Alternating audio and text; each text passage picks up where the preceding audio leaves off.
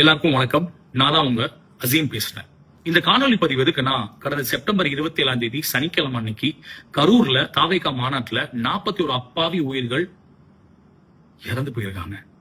இது நம்ம எல்லாருக்குமே தெரியும். இந்த கூட்டம்லாம் யாரை பார்க்க வந்த கூட்டம், இறந்த மக்கள் எல்லாம் யாரு பேச்சை கேட்கறதுக்காக வந்தாங்கன்றது தமிழ்நாட்டுக்கு மட்டும் இல்ல, இந்தியாவுக்கு தெரியும். டைரக்டா பாயிண்ட் வரேன். திரு விஜய் அவர்கள், உங்களை பார்க்க வந்த கூட்டம், அந்த கூட்டத்துல அத்தனை பேர் நெரிசல்ல மூச்சு முட்டி இருந்ததை நீங்களே அன்னைக்கு பேசும்போது, அந்த வாகனத்துல நீங்க பேசணும், நீங்களே எல்லாத்தையும் பாத்தீங்க. பார்த்து என்ன பண்ணீங்க? ஒன்னும் பண்ணல. கரூர்ல இருந்து நீங்க உங்க தனி விமானத்தை பிடிப்பதற்காக திருச்சிக்கு போனீங்க இல்லையா? போற வழியில உங்களுக்கு போன் கால் வராமையா இருந்துச்சு? கண்டிப்பா அப்டேட் பண்ணிருப்பாங்களே. அப்ப நின்னீங்களா? ஒன்னும் நிக்கல. அது மட்டும் இல்லாம திருச்சியில நீங்க இறங்கி உங்க விமானத்தை பிடிக்கிறதுக்காக போயிட்டு இருக்கும் ஒரு நிருபர்கள் கேக்குறாங்க, சார் 31 உயிர்கள் போயிருக்கே சார், நீங்க என்ன சார் பார்க்காம போறீங்கன்னு. உங்க காதுல வாங்கியும் வாங்காத மாதிரி புறமுதுகு காட்டி ஓடுனீங்க. நீங்க எல்லாம் என்ன சார் தலைவர்? ஆனா தலைவரை விடுங்க, நீங்க என்னங்க மனுஷன்? உங்களை திரையில பார்த்து கைத்தட்டவன் தானே வந்தான் உங்க பேச்சுக்காகத்துக்காக இல்லையா? அங்க சின்ன குழந்தை வந்துச்சுங்க, பச்சில குழந்தை வந்துச்சு. அந்த குழந்தை உங்களுக்கு ஓட்டு போடுறதுக்காக வந்துச்சா? வயது முதிர்ந்தவர்கள் வந்தாங்க, கர்ப்பிணி பெண் வந்தாங்க, வாய் பேச முடியாத பெண் வந்துச்சு. அழுக்குறல்ங்க. ஒரு சின்ன பச்சை குழந்தை மிதிப்பட்டு அந்த ஸ்டாம்பேல கழுத்து எலும்பு உடைஞ்சு செத்துருக்காங்க. கேக்குற எங்களுக்கு பதிக்குதுங்க நெஞ்சு. ஆனா உங்களுக்கு கொஞ்சம் கூட அதை பத்தி கவலை இல்ல. ஸ்ட்ரைட்டா சென்னை வந்துட்டீங்க. சரிங்க, இது நடந்தது செப்டம்பர் 27 சனிக்கிழமை. இன்னைக்கு என்ன கிழமை? அக்டோபர் 1 புதன்கிழமை. இடையில 4 நாள் இருக்கு. இந்த விஷயத்த பத்தி பேசுறதுக்கு உங்களுக்கு 4 நாளா?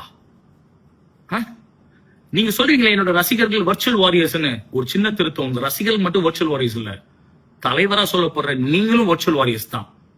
ஆனா மேடைக்கு மேல திமுக அது பண்ணுச்சு இது பண்ணுச்சு என்னென்னமோ சொல்றீங்களா? இந்த ஆட்சி பத்தி குறையா? நீ எந்த ஆட்சி பத்தி குறை சொல்றீங்களோ அந்த ஆட்சி மூலியமா இன்னைக்கு அரியணையில் இருக்கிற தமிழ்நாடு முதலமைச்சர் மாண்புமிகு திரு ஸ்டாலின் அவர்கள் தான் அன்னைக்கு சனிக்கிழமை நைட்டு திருச்சியில போயிட்டு உயிரிழந்த குடும்பத்தினருக்கு ஆறுதல் தெரிவிச்சாங்க. அப்ப கூட அங்க நிருபர்கள் கேட்கிறாங்க, சார் இது விஜயால தான் நினைச்சு நீங்க விஜய் அரெஸ்ட் பண்ணுவீங்களான்னு. அப்ப கூட சிஎம் என்னதுமா சொன்னாரு, இதை நான் அரசியலா பார்க்கல, என்னுடைய தமிழ் மக்கள் இறந்திருக்காங்க, அதை பார்க்க தான் நான் வந்திருக்கேன், எனக்கு அவங்க உயிர் தான் முக்கியம்னு. அதேதான் துணை முதலமைச்சர் திரு உதயநிதி ஸ்டாலின் சொன்னாங்க நிருபர்களுக்கு கேட்கும் போது, அது அரசியலா நாங்க பார்க்கல, நாங்க எங்களோட மக்கள் இறந்திருக்கா நாங்க நிக்கிறோம்.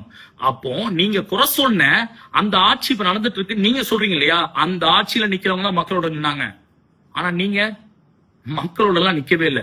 வெறும் 28,000 பேர் கூடுன அந்த கூட்டத்துல 41 உயிர்கள் இறந்திருக்காங்க. அதுக்கே உங்களால நின்னு அதை ஃபேஸ் பண்ண தைரியம் இல்லாத நீங்க, நாளைக்கு நீங்க பகல் கனவு காண்றீங்க இல்லையா, நான் சிஎம் ஆயினு. ஒருவேளை உங்க பகல் கனவு படி நீங்க கனவுல கூட சிஎம் ஆயிட்டீங்கன்னு வைங்களேன், இந்த 8 to 10 கோடி மக்கள் நீங்க என்ன பண்ணுவீங்க? ஒன்னும் பண்ண. அதாவது இன்னைக்கு திரைத்துறையில உச்ச நட்சத்திரமா இருக்காங்களா நடிகர்கள், அதுல ஒருத்தர் கூட இந்த கரூர் ஸ்டாம்பேருக்கு ஒருத்தர் கூட இரங்கல் தெரிவிக்க வீடியோவோ ட்வீட்டோ போடலங்க, except Rajini sir and Kamal sir. நானே யோசிச்சு பார்த்தேன், என்ன இது அப்படின்னா அப்பதான் புரிஞ்சு. நாளைக்கு அவங்களோட திரைப்படங்கள் வெளியாகும் போது அவங்க ரசிகர்கள் மட்டும் இல்லாம, பொதுமக்கள் மட்டும் இல்லாம, விஜயோட ரசிகர்களும் படம் பார்க்க வருவாங்களே, அடடா நம்ம இப்ப விஜய்க்கு எதிராக போஸ்ட் போட்டாலோ இல்ல வீடியோ போட்டாலோ நாளைக்கு விஜயோட ரசிகர்கள் நம்ம படத்தை பார்க்க வராம என்ன செய்யறது? பயம். ஓகே, நடிகர்கள் எல்லாம் அப்படி இருக்காங்கன்னா இயக்குநர்கள் இருக்காங்க இல்லையா, என்னுடைய சமுதாயத்தை பிற்பட்ட சமுதாயமா சொல்றாங்க, மக்களுக்கு அநீதி நடக்குது, சமூக ஒற்றுமை இல்ல, நல்லிணக்கம் இல்லன்னு பேசுற அந்த இயக்குநர்கள் ஒருத்தர் வீடியோ வெளியிட்டீங்களா, சுட்டு செய்தி போட்டீங்களா? இல்ல. ஏன் தெரியுமா? உங்களுக்கே தெரியும் இதோட தப்பு விஜய் சைடு தான் நடந்திருக்கு. எங்க நம்ம விஜய்க்கு எதிராக ட்வீட் போட்டாலோ இல்ல வீடியோ கொடுத்தாலும் நாளைக்கு நம்ம திரைப்படங்கள் வெளியாகும் போது விஜயோட ரசிகர்கள் நம்ம படத்தை புறக்கணிச்சுட்டா, நம்ம படத்தை பார்க்காம போயிட்டா, பயம்.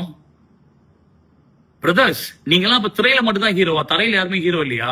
ஏங்க நானே இப்ப படம் நடிச்சிட்டு இருக்கேன், நாளைக்கு என்னோட படமும் வரும். நீங்க என்ன பண்ணுவீங்க? மேக்சிமம் என் படத்தை பார்க்க மாட்டேன்னு. இல்லன்னா இந்த வீடியோ கீழே நீங்க பச்சை பச்சை கமெண்ட் போடுவீங்க. இதுக்கெல்லாம் 5 ஆளும் இல்ல 11 ஆளும் இல்லைங்க, தட்டி விட்டு போயிட்டே இருப்பேன். ஏதாவது ஒரு நடிகர் ஒரு இன்ஸ்டாலயோ இல்ல ட்விட்டர்லயோ ஒரு போஸ்ட் போட்டா போதும், கழுவி கழுவி ஊத்துறது இல்ல. உங்களுக்கு இதை விட்டா என்னங்க தெரியும்? கொஞ்சமாவது கள அரசியல் என்னன்னு பாருங்க. இந்த ஆட்சியை பத்தி திட்ட முன்னாடி இந்த ஆட்சி மக்களுக்கு எந்த அளவு நின்னுச்சுன்னு கொஞ்சம் யோசிச்சு பாருங்க. நானே ஏதோ பேசுறேன் அப்படின்னு சொல்லி வந்துட்டீங்க. உங்களை பத்தி பேசுறேன்னா கொரோனா டைம்ல எல்லாம் நீங்க கோமால இருந்தீங்கன்னு நினைக்கிறேன் விஜய் சார். நிறைய பேசலாம் உங்களை பத்தி எல்லாம், பட் இந்த வீடியோ ரொம்ப மன உளைச்சல்ல போடுறேன்.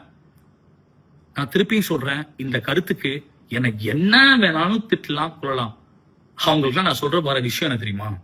போற்றுவார் போற்றட்டும், புழுதி வாரி தூற்றுவார் தூற்றற்றும். நான் ஏற்றுதொரு கருத்தை எனதுள்ளம் சொன்னால் அவர் வந்தேனும் நில்லேன் அஞ்சேன். நன்றி.